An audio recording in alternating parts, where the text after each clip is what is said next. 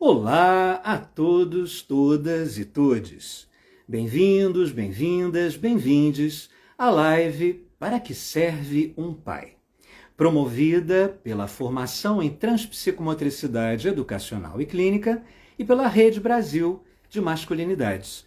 Meu nome é Eduardo Costa, sou psicomotricista, clínico e educacional, formador e criador da transpsicomotricidade, que é uma abordagem brasileira em psicomotricidade que utiliza o pensamento complexo e a transdisciplinaridade como bases epistemológicas. É um prazer ter vocês aqui conosco. Nós vamos hoje discutir sobre um tema muito interessante, muito pertinente no momento atual que estamos vivendo, na nossa contemporaneidade, né?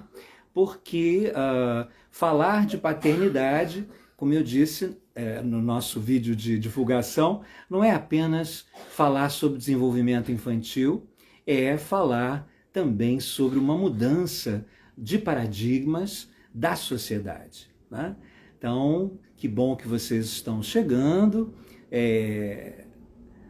queridas alunas e ex-alunas, queridos pais presentes também. Espero que nós tenhamos a presença de vários pais para poder trazer aqui suas reflexões, suas convergências e divergências daquilo que eu vou estar trazendo, né? Apesar da figura paterna ser uma figura central na vida de todos nós, muitas vezes ela ficou relegada a um segundo plano. Mesmo os estudiosos da educação e da saúde demoraram um bom tempo até se aproximar efetivamente dos estudos das masculinidades, né? Nós fomos incentivados pelo surgimento dos movimentos feministas, né?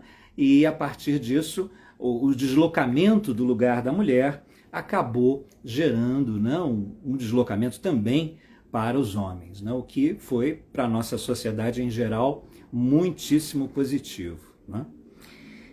A função paterna ela vem evoluindo ao longo das décadas, né? Se nós fizermos um balanço dos últimos 60 anos, né? Entre a década de 60 e 70, por exemplo, a figura paterna era uma figura do provedor, do disciplinador, né? Aquelas frases que nós escutávamos da nossa mãe: não, seu pai não gosta disso, seu pai não quer que seja feito isso. Então, o nome do pai era evocado para justificar a disciplina, o bom comportamento, a honra mesmo paterna, né? Honrar o pai, né? Para que ele se orgulhasse de você. Mas esse pai não tinha um papel efetivo, né, na relação de cuidado com esse filho, que era delegado. Esse cuidado era delegado à figura materna e às figuras femininas da família, né? O pai, então, ficava nesse lugar mais distanciado, né? Foi só na década de 1980 que começa a haver uma tensão e uma revisão desse papel com vamos dizer, a intensificação do movimento feminista, que começa na década de 60, mas na década de 80 ganha um profundo incremento, né? E isso acaba questionando os homens e questionando o lugar dos homens na criação dos filhos, né? Então há um deslocamento, há uma reflexão, mas socialmente ainda muito pouco efetivamente mudou, né? Começaram a surgir comportamentos onde o pai era um coadjuvante, né? Era um pai participativo, um pai que ajudava. Esse pai era visto como um fenômeno, né? Já que, como eu disse, nas décadas anteriores isso não acontecia, né? Então ele começa a fazer pequenas coisas, a ajudar em pequenas situações, né? Onde essa mãe precisava de ajuda, né? Na década de 90, nós já vemos a emergência de uma outra possibilidade, né? De pais efetivamente mais afetivos, né? Que se encarregavam do cuidado mais direto, né? Com as crianças, né? Esse pai ele se mostrava presente, mais amoroso, né? Não tinha tanto receio de demonstrar o seu afeto, né, com o filho. Isso é uma coisa interessante que a gente vai mencionar, né? Quer dizer, como é a relação do afeto e dos cuidados do homem que não é pai e quando ele se torna pai, né? Como é que isso pode mudar? Nos anos 2000, nós aí efetivamente temos um debate mais intenso, né, sobre a questão das masculinidades. Esse pai cuidador começa efetivamente a aparecer, né? E mais ou menos entre a década de 2010 e 2020, nós temos uma intensificação desse movimento, né? Especialmente com tantos ganhos dos grupos ditos minoritários, né? Tantas evoluções, né? No sentido do lugar da mulher no mercado de trabalho, efetivamente conquistando lugares de coordenação, de poder, né? Então tudo isso começa a fazer com que as masculinidades possam ser compreendidas, né, na sua pluralidade, né? E há então um lugar, a consciência, né, de que o pai não é uma pessoa que ajuda, né, mas é o coautor, né, dessa grande obra que é o filho, e precisa efetivamente se implicar nessa criação, né, nesse cuidar efetivo da criança. Então, e em 2020 nós temos, principalmente com a questão da pandemia, né, nós temos vamos dizer assim, a realização mais formal desse lugar, né, já que os pais estavam em lockdown muitas vezes, né, lidando cotidianamente, diretamente, o dia todo com seus filhos, né, e não mais nesse lugar distanciado do provedor, né? Então, nós percebemos que esse lugar ele vem evoluindo, ele vem se transformando, né? E que efeitos diretos ele tem, essa mudança, né? Essas mudanças têm, tanto no desenvolvimento infantil quanto no desenvolvimento da nossa própria sociedade, né? Dentro da nossa perspectiva, né, na psicomotricidade ou na transpsicomotricidade, nós acreditamos que a relação corpo a corpo da criança com os responsáveis, né, sejam duas mães, dois pais, uma mãe solo, um pai solo, enfim, com aqueles que lhe são referência na vida, né, é fundamental para o desenvolvimento global da criança, né, de forma, nos aspectos cognitivos, afetivos, motores, sociais, né? Essa relação corpo a corpo privilegiada, ela dá à criança o sentido de segurança, de pertencência, de estar no olhar dos pais e no amor dos pais, né? Então, a psicomotricidade, desde sempre, vem alertando, né, que os vínculos entre pais e criança, eles não são vínculos que podem apenas passar pelo verbo, né, pela declaração verbal do eu te amo. Esse amor precisa ser manifesto, né, com uma relação corpo a corpo mais efetiva, né? Quando nós tínhamos esse pai num lugar tão distanciado quanto do provedor, vou fazer uma pequena pausa para estimular vocês a lançarem suas perguntas, né? Não deixem de trazer seus questionamentos, suas reflexões, para que a gente possa, ao final dessa breve exposição, e também durante essa breve exposição, trocar e pensarmos juntos, tá? Não deixe de trazer suas observações. Boa noite, professor.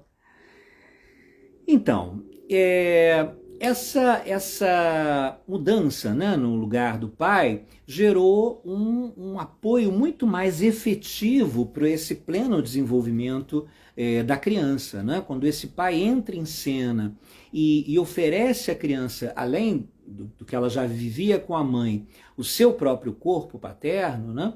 a criança acaba descortinando todo um universo da relação com essa figura, que é uma figura masculina, né?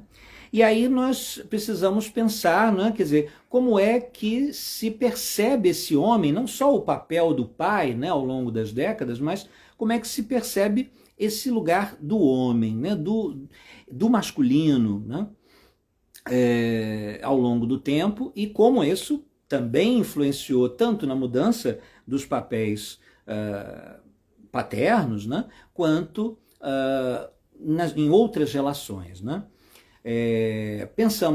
Temos que pensar sobre tudo isso, porque o lugar do homem na sociedade, ele não é um lugar apenas na relação com os filhos, né? Muitos homens não têm filhos, né? Mas na sociedade em geral e nas relações com os seus semelhantes, né? Com os outros homens, com as mulheres, né? Com a sociedade de maneira geral. Nessa mesma perspectiva, né, histórica, a gente percebe que ao longo dos anos foi sendo desconstruída, mas que não houve uma desconstrução plena, assim, foi sendo afrouxada o que Rita Segato chama do mandato da masculinidade, né? Esse mandato, ele é um mandato patriarcal, né? Ele vem com essa tarefa, né, de dominação, e determina ao homem um perfil único. Esse homem precisa ser um provedor, ele precisa ser forte, ele precisa ser sexualmente muito potente, ele precisa ter saúde, ele precisa ter cultura, né? Ele precisa ser branco, ele precisa ser heterossexual. Então, esse modelo paradigmático de homem, né, ele era muito pregnante na década de 60, né, e ainda até hoje. Nós temos hoje um recrudescimento, né, dessas questões do machismo estrutural, né? Nós fizemos uma live recente com o querido Juan Mila sobre o filme Adolescência, né? Onde a gente conversou bastante sobre como é que os adolescentes e os meninos, né, em geral, estão sendo doutrinados para a misoginia, né, para a violência, e como está preocupante essa situação, mas sem dúvida não podemos dizer que não houve mudança, né? Esse homem da década de 60 completamente vinculado com esse papel, inclusive hoje é tão interessante, né? Se a gente pega os anúncios de televisão, na época que eu era criança, né? Eles eram extremamente misóginos, extremamente machistas, né? Colocavam a mulher num lugar de subalternidade, e isso era considerado absolutamente normal e pertinente, né? Então, ao longo dos anos, especialmente com o grande esforço das feministas, né, isso foi mudando, foi evoluindo, assim como então essa relação com o pacto patriarcal dos homens, né, que começaram a perceber que esse mandato não só causava graves prejuízos às mulheres, por exemplo, né? E aí nós não podemos deixar de mencionar, já que hoje é a data que a Lei Maria da Penha completa 19 anos, né? Que a questão do lugar do homem e a vinculação do homem com esse papel único acaba gerando morte e muita violência, né? Especialmente com relação à mulher, né? Nós temos dados extremamente alarmantes, né? Em 2024, nós tivemos 4 feminicídios por dia, né? 68% das violências contra crianças e mulheres acontece dentro de casa, e muitas vezes essa violência é praticada pelas figuras masculinas, né? Então, repensar o lugar do homem não é só abrir um canal possível de comunicação com os próprios filhos, mas é reverter esse gravíssimo quadro que gera hoje uma espécie de genocídio de mulheres, né? Hoje nós temos uma situação assustadora que não é exclusividade do Brasil, lamentavelmente, né? O mundo está vivendo esse drama, né, que é crescente.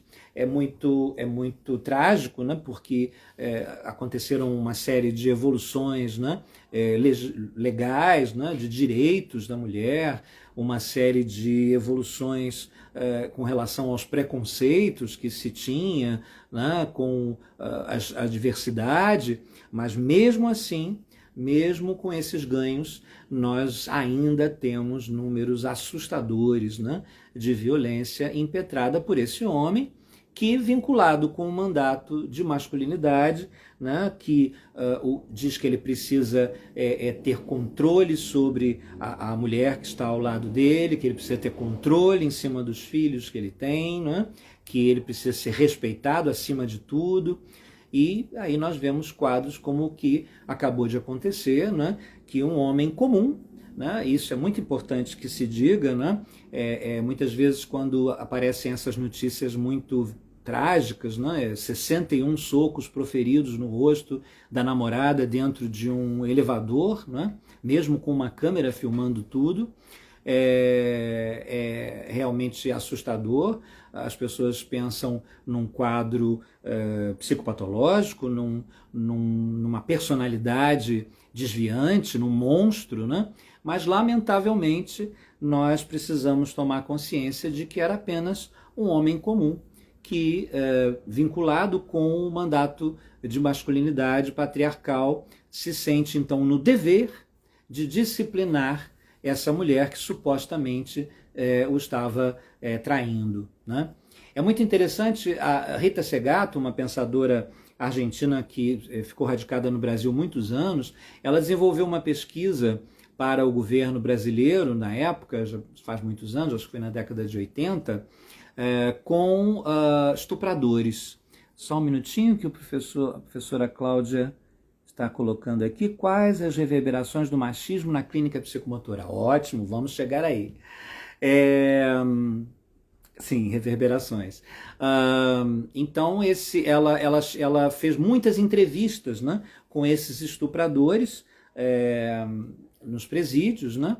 E a conclusão que ela chega é que não havia, praticamente, em pouquíssimos casos, havia algo ligado à libido, ao desejo por essa mulher, muito ao contrário, né? Que esses homens tinham a intenção de disciplinar essa mulher desviante, de colocá-la no caminho. Olha que coisa mais louca, né? Mas tão pertinente com a lógica patriarcal, né? Tão pertinente com esse lugar de poder, né? Que o homem é convidado a estar, né? É muito interessante porque, como a Rede Brasil de Masculinidades, que eu fundei em 2011, né? Reúne uma série de homens estudiosos dessa área, né? Nós temos, então, muitos insights, e é muito interessante como esse lugar da masculinidade hegemônica, né? Ele é um lugar de sofrimento para o homem, né? Porque as pesquisas mostram que ele morre mais cedo que a mulher, 7 a 9 anos. Ele, quando adoece, não se permite buscar ajuda por conta de que isso pode mostrar à sociedade que ele é uma pessoa frágil, e isso é inadmissível num homem de verdade, né? E há uma metáfora muito interessante, né? Que é o mito de Sísifo. Sísifo foi condenado, eu já não me lembro por que ele foi condenado, mas ele foi condenado pelos deuses, né? A empurrar uma enorme pedra numa ladeira, né? Morro acima, e claro, essa enorme pedra, quando chegava no alto dessa ladeira, sempre rolava novamente para o chão, né? E Sísifo, então, foi obrigado a fazer esse movimento eternamente, né? E muitos estudiosos das masculinidades evocam essa metáfora para explicar esse lugar do homem, né? Essa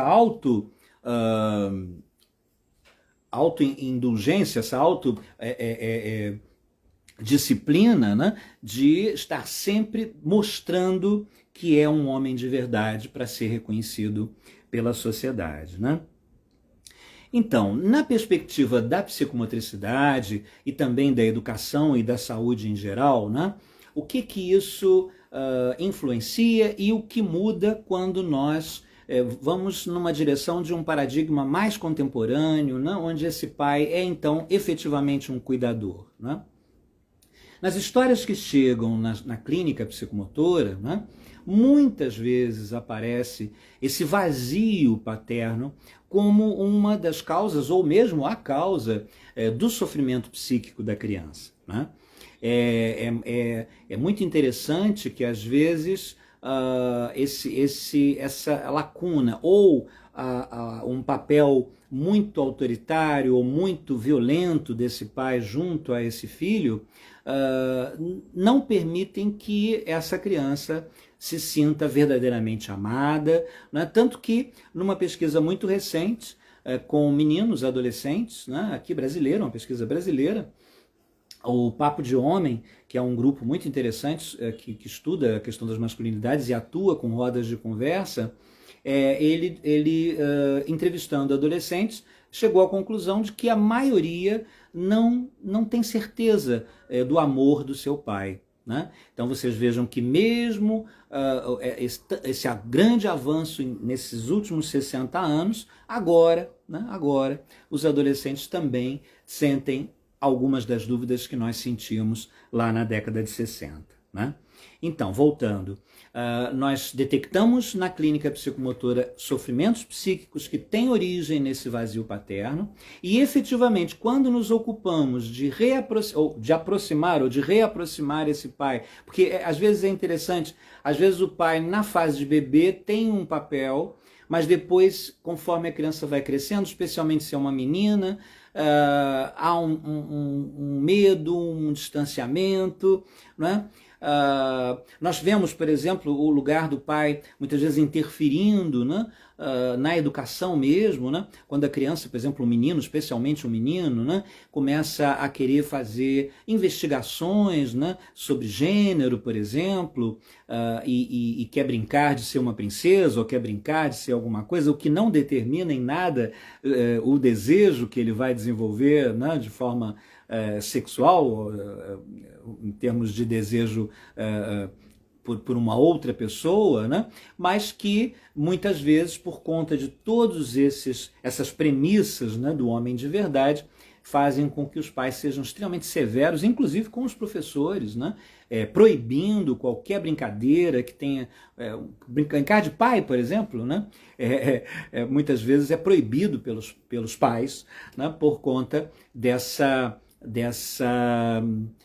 vamos dizer, semelhança desse comportamento com o comportamento feminino, né? Uma das coisas que também marca esse homem hegemônico, né, esse homem que segue os ditames patriarcais, é esse medo do feminino em si e nos demais, né? Por isso, para ser um homem de verdade, é preciso ser homófobo. Isso também causa grandes problemas em relação à família, e nós recebemos também na clínica, né, adolescentes, né, crianças nessa transição entre infância e adolescência que já tem alguma expressão da sua sexualidade, né, e que quando não correspondem então a essa heteronormatividade que de alguma maneira é considerada como normal, né, há muito sofrimento, né? Já fui procurado por pais que queriam, vamos dizer, reeducar a sexualidade dos filhos. Obviamente isso não é possível, não é viável, nem é desejável, né? Então há ainda muitos preconceitos com relação a isso, né? Então, especificamente na clínica, e na educação, né, nós percebemos isso. Mas a psicomotricidade, a transpsicomotricidade, pode contribuir muito, né, no momento em que ela abre espaços onde a criança, o adolescente, pode ser quem ele é, né, sem nenhum preconceito, nenhuma...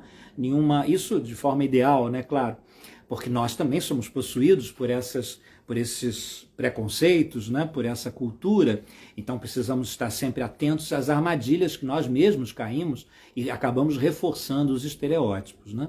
Uma coisa muito pertinente nas nossas práticas, tanto em educação quanto na clínica, né, com relação à revisão do lugar do pai, rever uma conduta muito comum, né, entre os reabilitadores e terapeutas, só se relacionar com a figura materna, né? É claro que existem situações onde a figura paterna está inacessível, quando morreu, ou quando está num lugar que não haja conexão, enfim, alguma coisa assim. Mas não é preciso que a gente possa rever essa conduta, né? E quando esse pai está na família, ou quando ele tem a possibilidade de ser solicitado, mesmo quando está separado da mãe, né? Incluí-lo nas entrevistas clínicas, incluí-lo nas entrevistas de devolução. O olhar desse pai, por mais que ele não saiba dizer com quantos meses a criança sustentou a cabeça, ou com quantos meses ela engatinhou, ou quando ela falou, enfim, essas datas que classicamente as mães anotam nos livrinhos, ou que nos dão a informação, né? Ele vai ter um olhar sobre o filho. Né? Ele vai ter uma perspectiva também do que está em jogo, já que houve uma procura clínica do sofrimento desse filho. Né? E ele precisa também estar engajado no tratamento efetivo desse sofrimento. Né?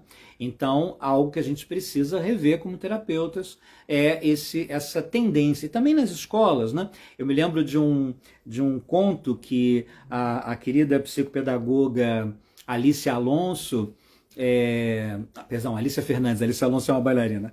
Alicia Fernandes escreve num livro muito interessante, A Mulher Escondida na Professora, e ela relata um caso onde a criança recebeu um bilhete da sua professora, né, dizendo que haveria uma reunião de mães.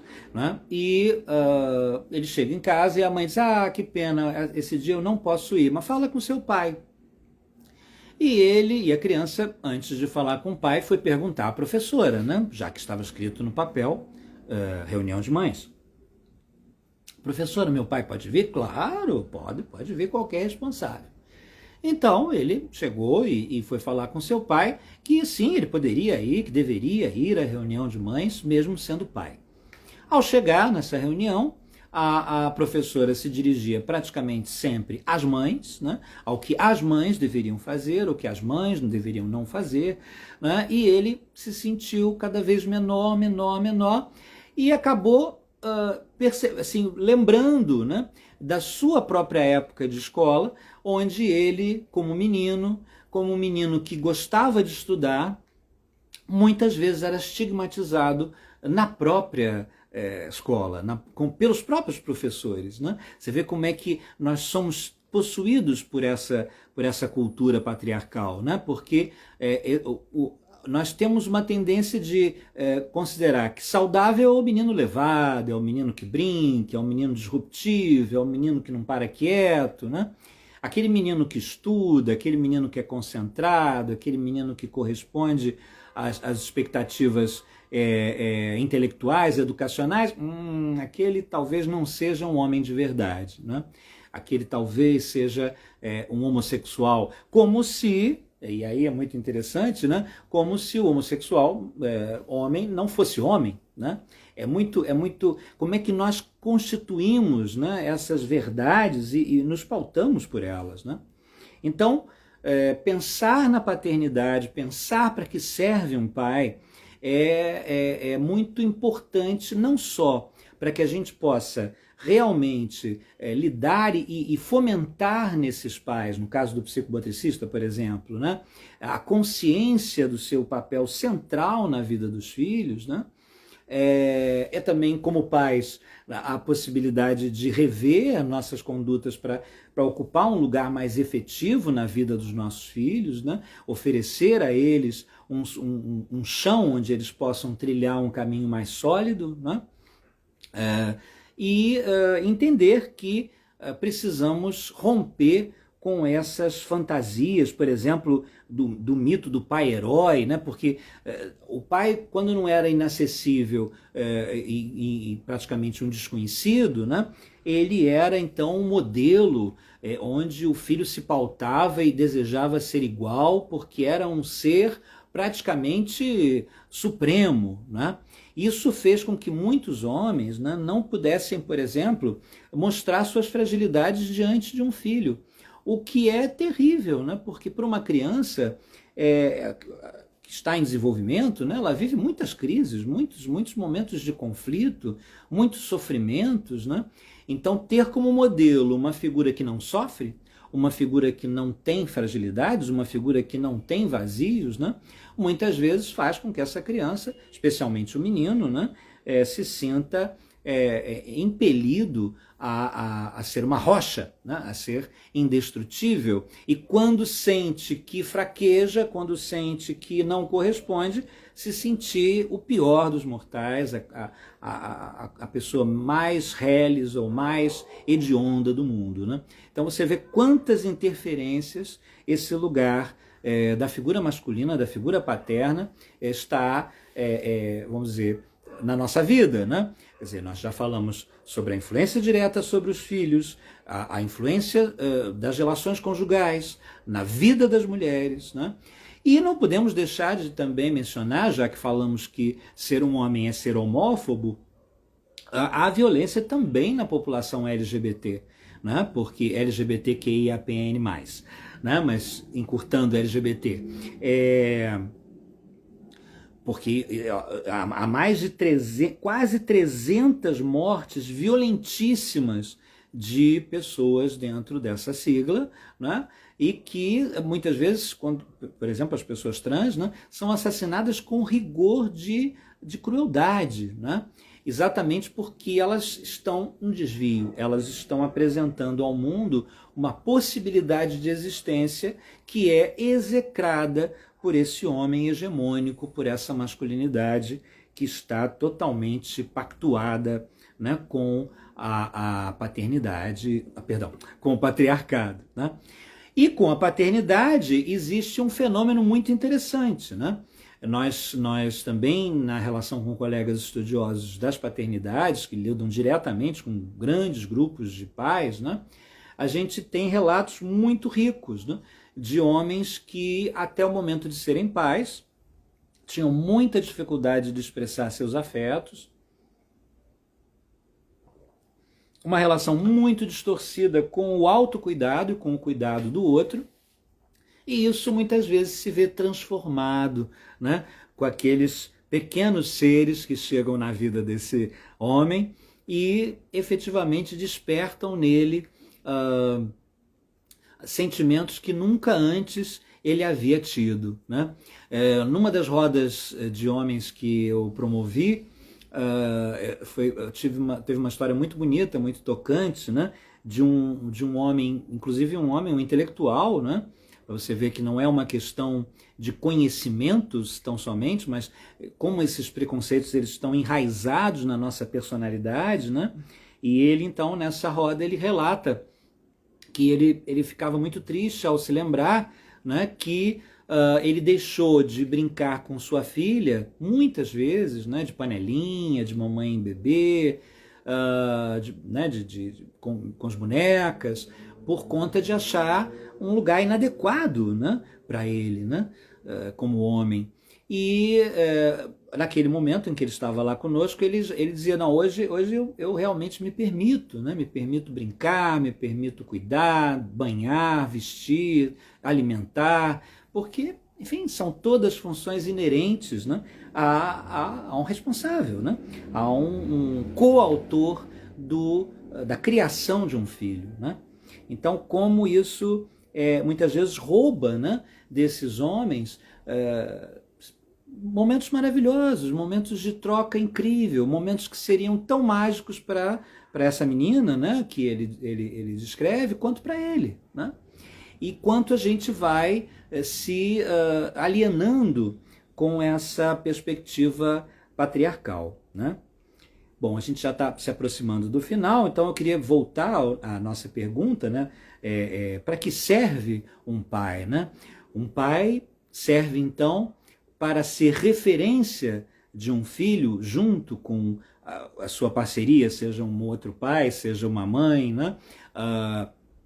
É um ser que está na relação direta com outro sujeito, né? E que precisa se abrir afetivamente para acolher esse ser que chega e deixar muito claro com seus atos e gestos que essa criança pode então efetivamente confiar, né, que ela é amada, que ela é desejada e que ela vai ser apoiada no seu desenvolvimento, seja ela quem for, seja ela quem ela se tornar, né, seja ela uma menina que deseja se tornar um menino, seja ela uma criança padrão, seja ela um menino que quer se tornar uma menina, ou vice-versa.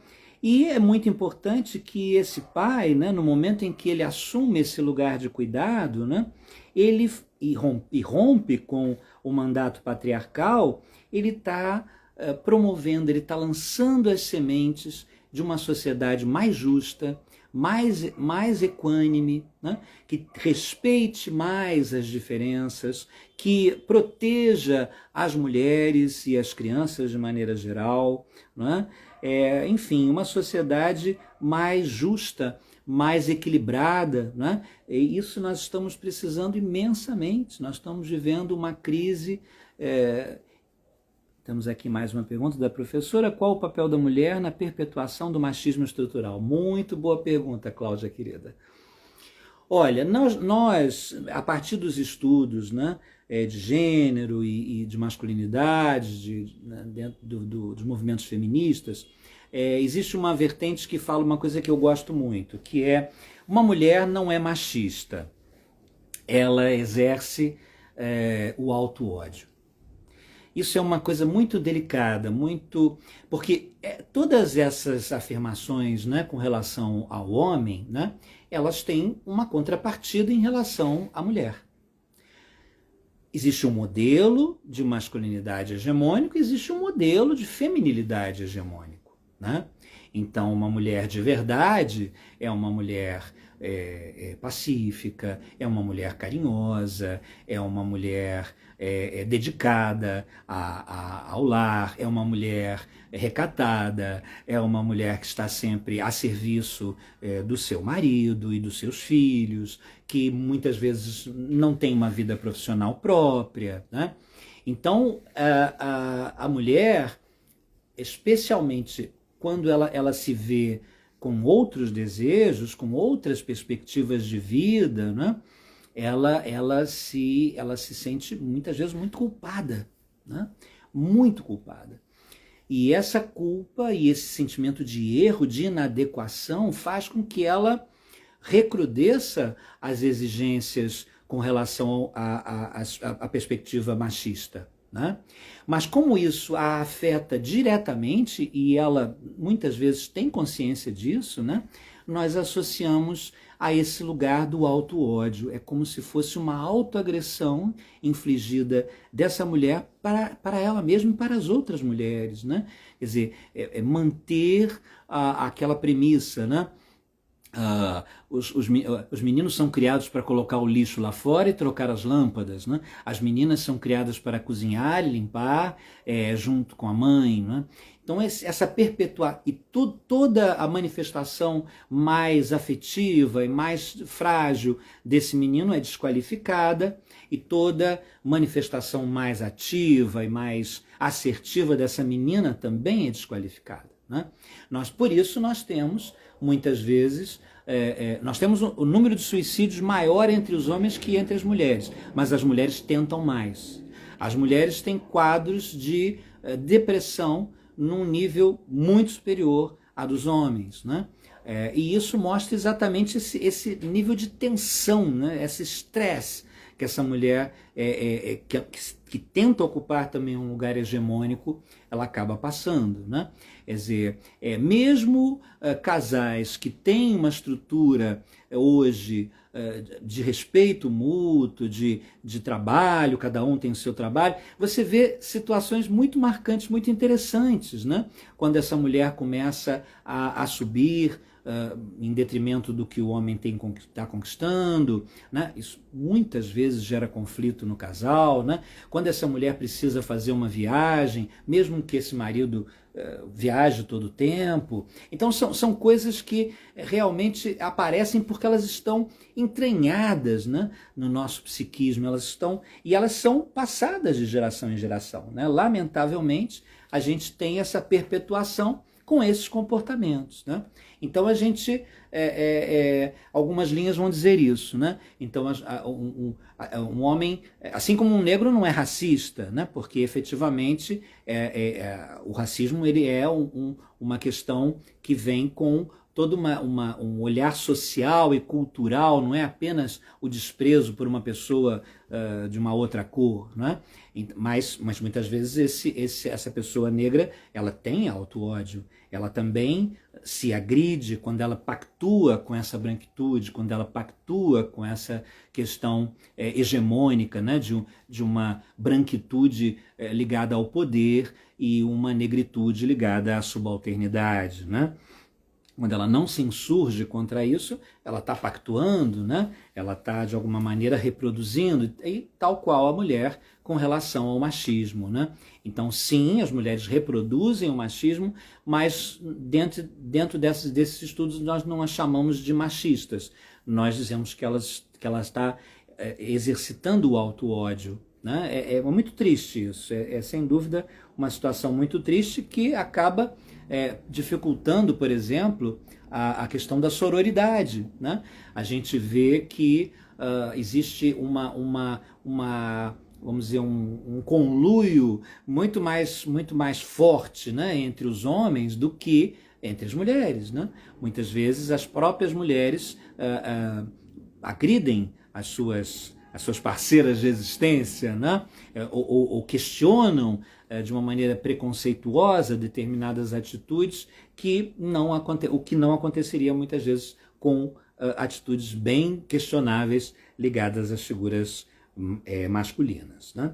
Bom, nós estamos então finalizando o nosso encontro, né? E espero que a gente possa ter trazido algumas perspectivas de reflexão interessantes, né? Nessa proximidade do Dia dos Pais. De todo modo, quero deixar aqui o meu beijo carinhoso, o meu abraço carinhoso a todos os pais, né? Especialmente aqueles que já romperam com o pacto patriarcal e podem exercer os seus afetos, o seu cuidado, né? Eu sou pai há quase 40 anos, estarei com minha filha agora no domingo, temos uma relação muito especial, ela é uma educadora também, tenho muito orgulho dela, e pelas ações dela no mundo, eu vejo que algum papel eu devo ter tido, né? Então me traz muita alegria. Também como avô de um menino de 16 anos e uma menina de 11, né? Poder ver como é que eles estão se constituindo como sujeitos e desenvolvendo masculinidade, né? e feminilidade de uma maneira tão livre, tão especial, né? Obrigado pela presença de todos vocês, e queria deixar um convite, né? Porque exatamente daqui a uma semana nós vamos estar recebendo os inscritos no mini curso de clínica psicomotora com crianças, né? Então lá nós vamos falar um pouquinho sobre quando essas situações não são tão favoráveis, né? Quando a criança enfim, precisa de uma ajuda específica, como é essa ajuda vinda da clínica psicomotora, né? Porque existe muita desinformação a respeito, e também existem muitos equívocos, né, sendo mostrados nas redes, né, nos ensinando que clínica psicomotora são circuitos, né, são exercícios que são propostos às crianças, né? Então, nesse encontro que nós estamos desenvolvendo com um valor extremamente simbólico, né, exatamente para ser acessível a todo mundo que deseja estar, né? Vocês encontram as informações aqui no nosso Instagram da Transpsicomotricidade, na bio, né? E as inscrições ficam abertas até o dia 11. Então, quem tiver desejo, né, é só entrar em contato e estar conosco daqui a uma semana, falando então sobre as situações mais específicas dentro da clínica psicomotora e também desse lugar, né, paterno e materno, como referência e como também importantes partícipes desse processo de terapia, né, desse processo clínico que é a clínica psicomotora com crianças. Tá certo? Vi que a querida Paula chegou, nós já estamos encerrando, mas em breve nós estaremos juntos, ou nesse encontro da semana que vem, ou nas próximas lives promovidas aqui pelo Instagram da Transpsicomotricidade ou da Rede Brasil de Masculinidades, que também convido vocês a conhecer. É um grupo muitíssimo interessante que desde 2011, né, vem tentando sensibilizar os homens para um exercício das masculinidades mais livre, mais amplo, né, que permita então a esse homem um exercício mais ativo da sua paternidade, da sua afetividade, né, do seu autocuidado, coisa que com certeza é algo significativo não só para esse homem, mas para toda a nossa sociedade. Tá certo? Um beijo no coração e até a próxima oportunidade. Tchau, tchau!